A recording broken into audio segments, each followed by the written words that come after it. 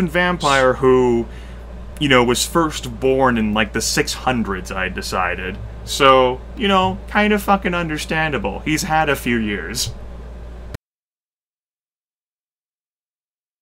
So what are the Anarchs planning now? What is their new plan like? Fuck.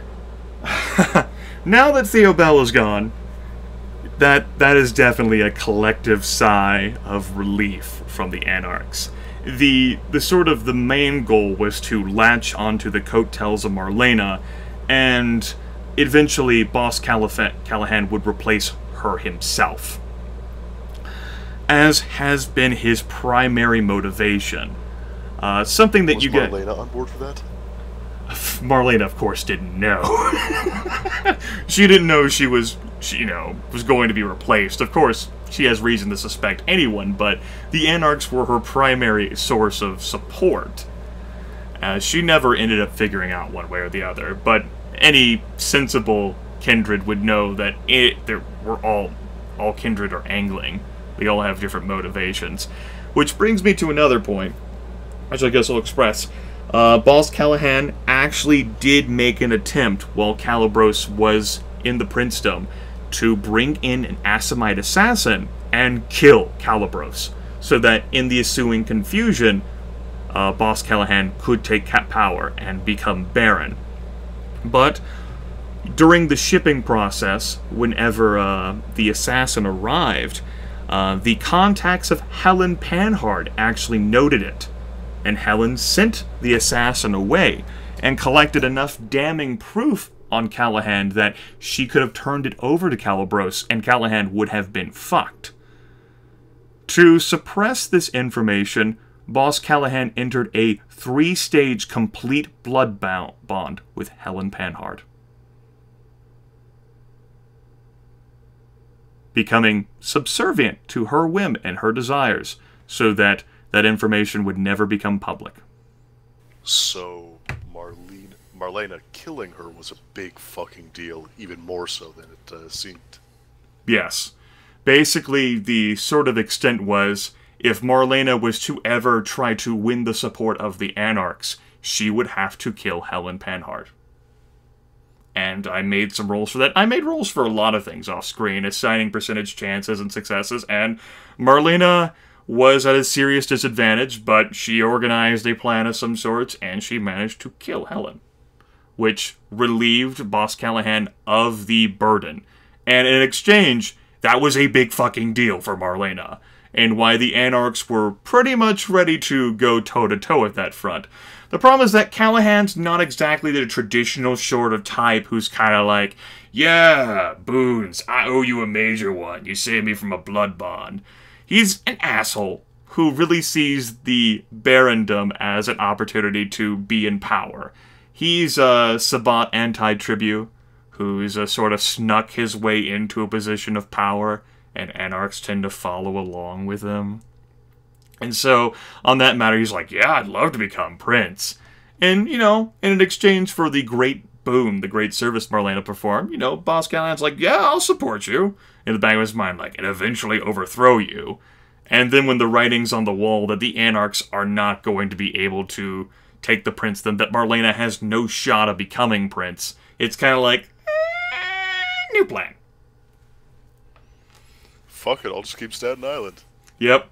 I'm just gonna stay here. We're gonna hate it, but, you know, that's better than me dying. I will take this power for now over no power at all. You know, Marlena would be like, no, you owe me. We can do this. We're gonna fucking get him. You know, we're gonna storm the castle or whatever. We're gonna throw down Vanderwayne. And the Anarchs are like, fuck you.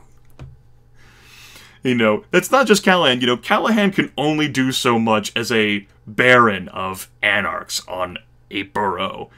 All the other Anarchs, you know, are anarchical, and they have their own opinions and attitudes. He only has so much weight. You know, so much he can do. But yeah, the Anarchs collectively said, get fucked. And that's why Marlena fled.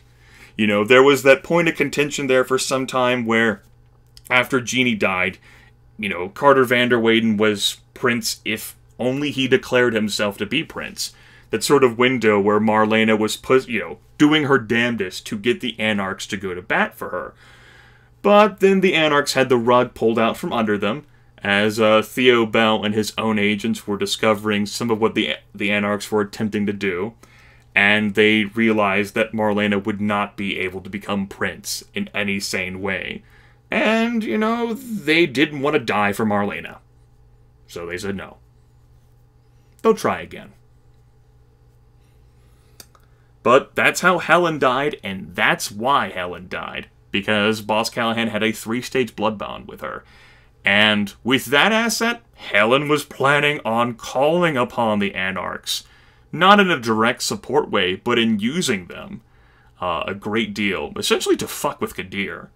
But any other Prince candidate who was legitimately threatening for the position, and that was going to catapult her to the princedom. Possibly. But Marlena killed her.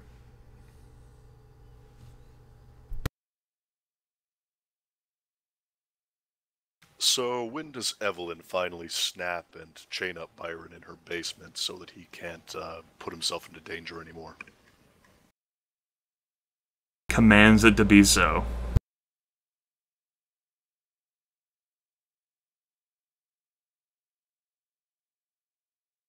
All I caught was commands it to be so. I think when Byron commands it to be yeah, so. When Byron commands that to happen, that it'll happen. Otherwise, Fair no. enough. She's not that deranged. Well, I mean, it's gotta happen eventually, right? Look at what she has to put up with.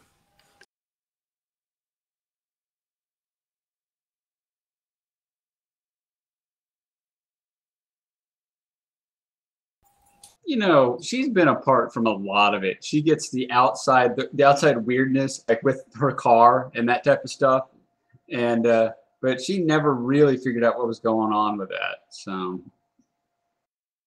Oh, actually, does Farnsworth finally acclimate, or does he end up snapping? Neither, I don't think. Just sort of in that between stage.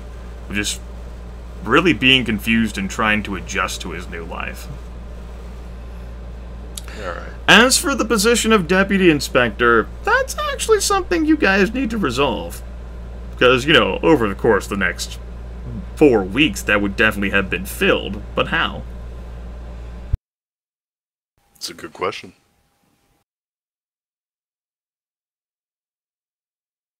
I mean, we can't exactly put pressure on Dominic Gressman to say, hey, make Albert Farnsworth be the commissioner of this area, or whatever, deputy inspector.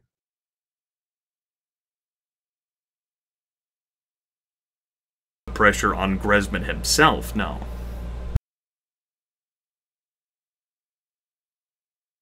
But you know what we probably could do? We could probably pay Jermaine a bribe. He's got a very mercenary attitude to things. He does. Hey, Jermaine, here's $5,000. Make sure Dominic Gressman picks our guy. No, it would cost a lot more than that. This is a big fucking deal. I mean, it's an opportunity that Duke Wiley had ended up mentioning to David. It's, and something that had been alluded to Joseph as well. Like, the window is open. You guys can get confirmation for whoever you want as Deputy Inspector, like, say, Albert Farnsworth, through that avenue. But in an exchange, the coterie would owe Jermaine, or perhaps, Staten Island itself, something. A boon to be repaid later. Or, money. I mean, my preference is money here. Of course your preference is money, but that's so uninventive. Any kindred can make money, right? I mean, any kindred can make money, but we have money, and this is the way that some kindred make money from other kindred. The question is, does the coterie really have money to spare? I'd say no. No, we don't. What with working to consolidate everything and working on the Majestic. And besides, even if we did, if you're looking at it from, say, Duke Wiley or Boss Callahan, or even Jermaine's point of view, it's like, well, you've made it through the worst of it. Why don't we just get a boon to hold over your head for 5 years, and then maybe we'll call it in when you're actually in a better place to give us something we need. So, because I mean, usually vampires that have been around for several centuries, they don't actually need money. If that's what they want, they've gotten it already. It's fair. And most vampires that already have some power don't need to call in their boons right away the way that David did with the Tremere. Which, by the way, I think that actually was a pretty good way to call that one in.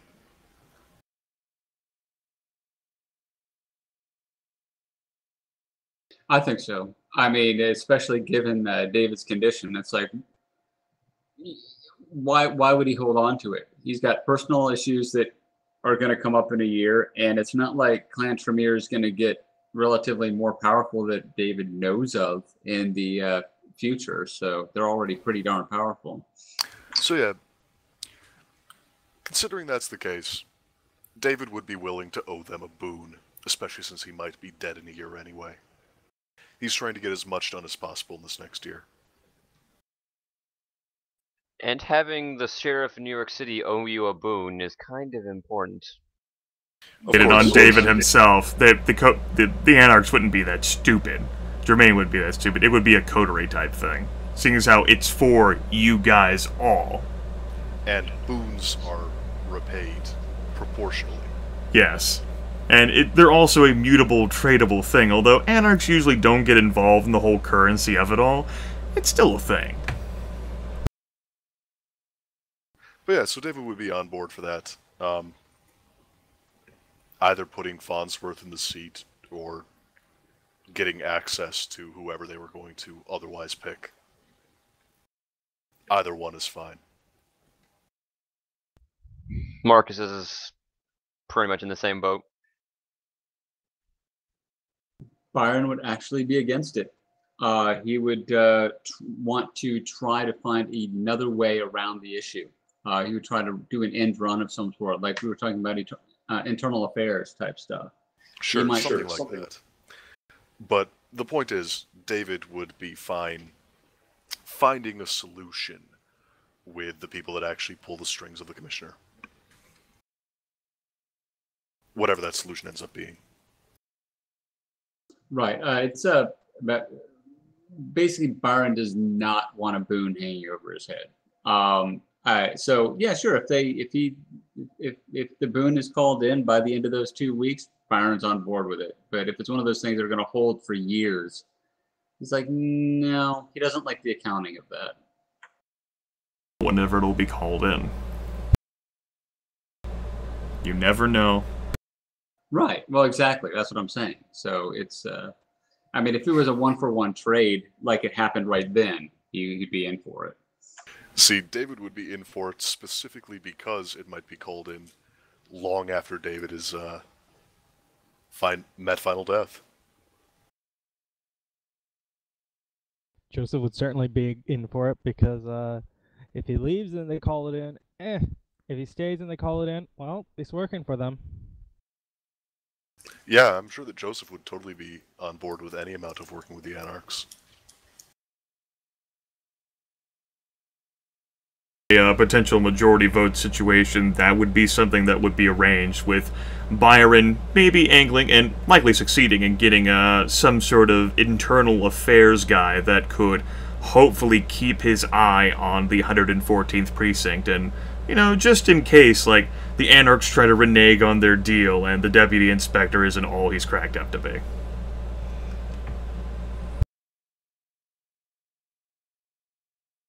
Would, you know, maybe Commissioner Dominic Gressman would actually try to pull him and, you know, supplant him with someone else. So, you know, the backup emergency plan, just in case. Yeah, there'd be all sorts of details though. If Byron is going to be roped into this, he would put on his lawyer/politician's hat, and he would get it down. He'd say, all right, is this deal, like, let's say this guy dies next week. Just like, you know, he steps in a pothole, twists his ankle, and falls on a rock. Do we have to redo this whole thing, or does the boon allow us to get a new one as long as time allows? Having said that, you say I think the boon should very much depend on how long we have our person here in power and how long you can make that happen. That would require. He's not going to say if he's a ghoul, he's not going to get his foot caught in a hole, twist it and then break his fucking neck. I hope not. If the whole thing is they would give him to us to ghoulify, yeah, that makes more sense to me. That's not too bad. Yeah. Say right now, it's Albert Farnsworth. He's your ghoul, and he's now the deputy inspector of the 114th precinct. Oh, I was thinking that Gressman would bring in someone that was, quote, more qualified, because even Farnsworth said that he might not be the best choice, although he does want it. So it's up in the air. But yeah, either way works. Yeah, it'd be on board for either way. Yeah, but easy. I think the general idea is to have contingencies upon contingencies. Right. Regardless of who it is, there's the agreement. He's going to be your guy, because he's going to be your ghoul, so... Right. There's no worry in that, Frere. That's what the deal's going to be. Sounds good to me. So yeah, yep. Dave will be totally on board for that. Because 1 year of progress to make.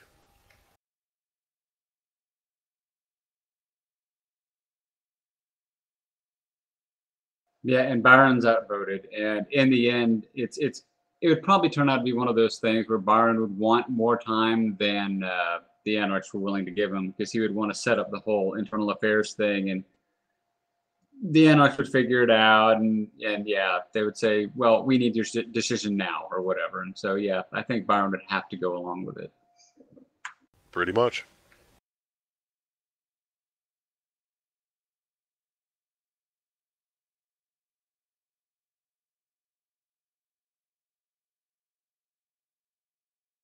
Let's see. Anything else to ask? Okay, what was Polonia actually doing specifically? Because, I mean, we all know what he was doing, generally. Really, I hope.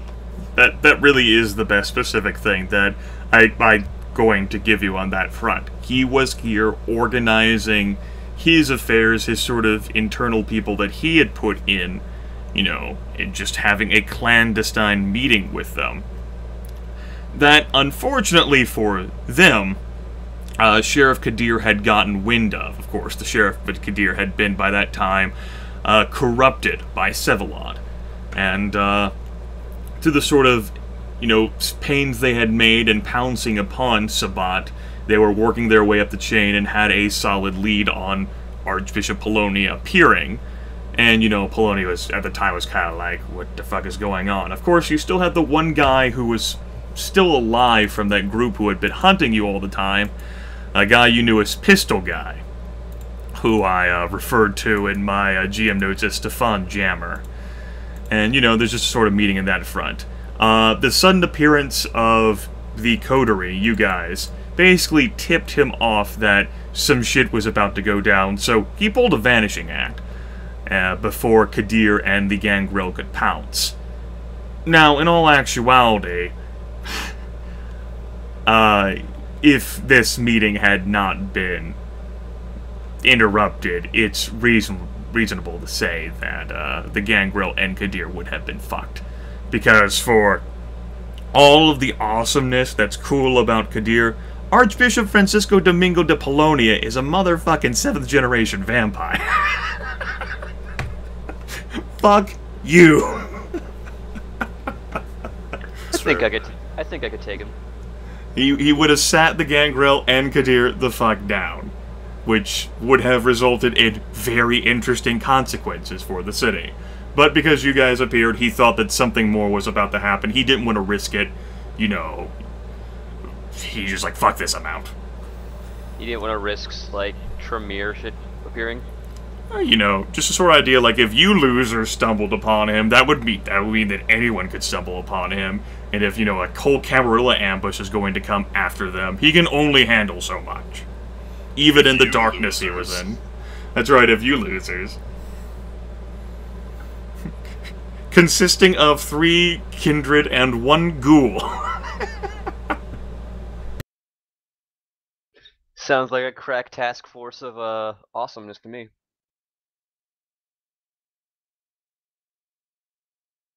So, 3 kindred and a ghoul walk into a Sabbat meeting. They all die. Hey, we all lived. What are you talking about? We didn't walk into a Sabbat meeting. We walked near a Sabbat meeting. That's true. And then we ran for our lives. Smart decision. Marcus ran for his life first, so you guys had to just go off what Marcus knew. Yeah, I think my response was, yeah, Burns sees the scout run by him. Yeah, he follows. Just like, nope, nope, nope, nope, nope. I mean, I don't know if you guys knew what Polonia looked like, so if you guys got up there, you're like, I don't know what that guy is. He just looks like some sort of, Hispanic dude. Marcus Jermaine would have known. Well, Marcus would have known. Marcus would know vividly. Yeah, Jermaine would have known what the Archbishop looks like. He's definitely on the map still. His tokens still exist. I have it labeled as gentleman. It's not as well detailed as I had him on the Bizarro self-storage map, in case anyone got into combat with him. But I kept a sort of NPC, sort of macroless thing. I only have like my basic description that I read out to you guys when you saw him.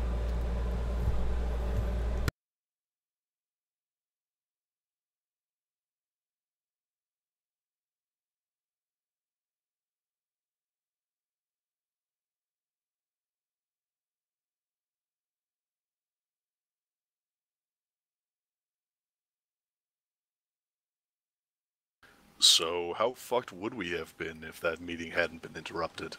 Or, alternatively, if the meeting had been interrupted by the sheriff getting murdered? Well to say, because it's an eventuality that didn't happen. I didn't make any concrete or extensive, plans for it, other than the fact that if Kadir's plan with the gangrel had gone through, there would have been a reasonable chance that they would have failed.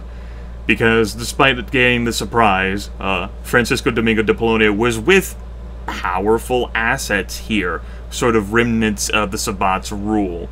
Sort of like, the best possible, individuals he had here who were still secretive enough to hide from camera notice.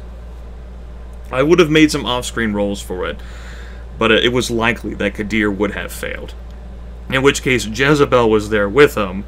The gangrel may have been taken out, almost all of them, along with Kadir, and sort of in the process, you would have had an interesting situation of Kadir's gone again. This time, you guys might not know why. You just assume it had something to do with Sevalod. Well, that was Kadir's return.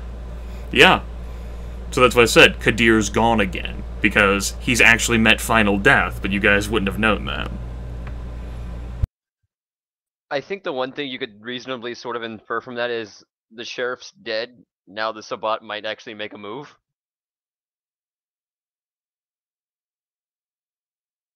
So, did the surviving Sabbat learn not to mess with our coterie? Or was something still being planned in the background that just never came to fruition yet? That were hunting after you was hunting after Leslie Cutter. The only survivor from that group was Pistol Guy, Stefan Jammer. And with the realization that Leslie Cutter had completely vanished entirely, with reports indicating that she had actually gone down to see Sevalod Cervini, which Polonia definitely knew about, it was kind of written off as a loss. Unattainable. That's what that group was hunting you for. Alright. And sort of like vengeful play. That's why whenever they made they stormed goddamn O'Malley Real Estate, the same session David went into torpor, they didn't go pursuing after the guys who could hardly run and give them their final deaths. they were sort of scattered around looking for information about where Leslie Cutter could be, giving the remaining coterie time to escape.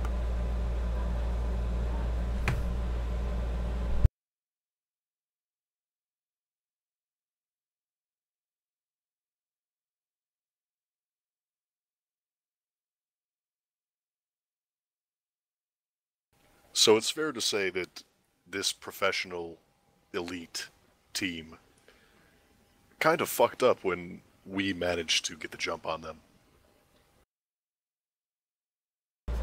Like, eventually down the line. I'll just go out and say that they weren't that professional or elite. But I thought you said they were the best ones left in the O. Yeah, some of them were better than others. Those who were with Poloni were essentially the hardest survivors. There was just a small group that had been tasked with retrieving Leslie Cutter. He didn't fucking think it'd be that hard. The few friends she was traveling with, they were all cative. They practically had no power, no familiarity with vampiric politics. They wouldn't be able to stand against the Sabbat Warpack consisting of just a few individuals. They didn't think fucking Camarilla Kindred would get involved in the equation, or that they'd be so resourceful. So it was just written off as a loss. Yes, the Camarilla Kindred, who at the first session argued about, do you have throw rock?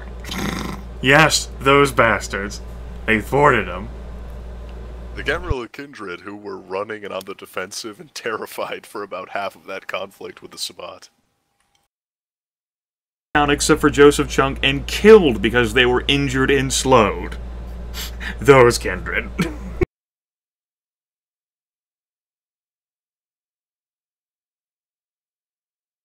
I would say, there's a lesson learned there about ignoring defeated enemies, but I don't think most of them lived long enough to learn that lesson. Among whom, existed one man named Byron Rand who botched so hard on a shotgun roll that he blew off a guy's hand. Poor Dante Avant.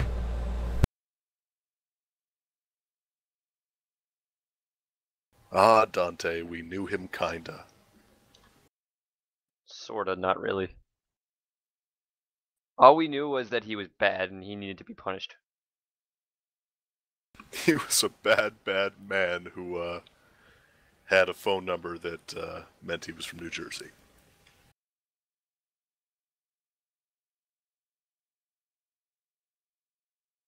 That's pretty bad.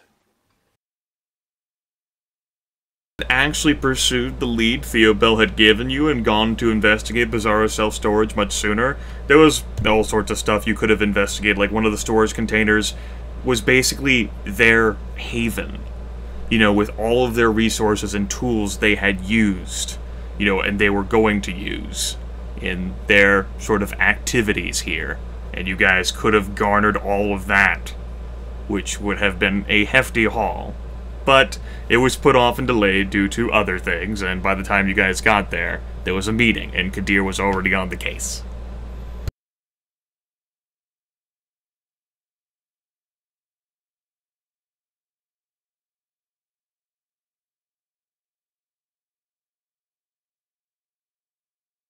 Only bright lights were there for, by the way, to completely disorientate and remove as many shadows as possible so that La Sombra couldn't do La Sombra bullshit.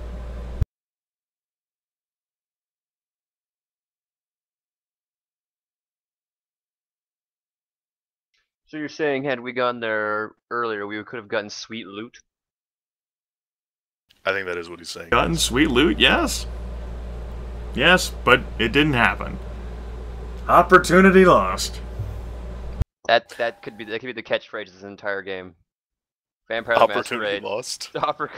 Vampire the Masquerade. Opportunity lost, and oh god, what is that thing? Yeah, most of our failures were more opportunities lost than anything else. Because everything had an opportunity cost.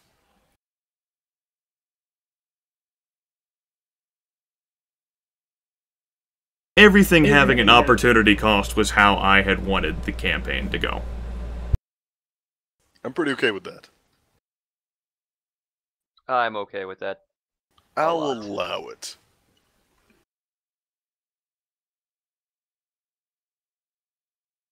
Now, was some of that loot not? I might have my timeline wrong, but would that have been like explosives that might then not have been used to blow up the realty company building? You have your timeline wrong. Oh, I do. Yeah, I think that was a little after it. I just can't remember when it was.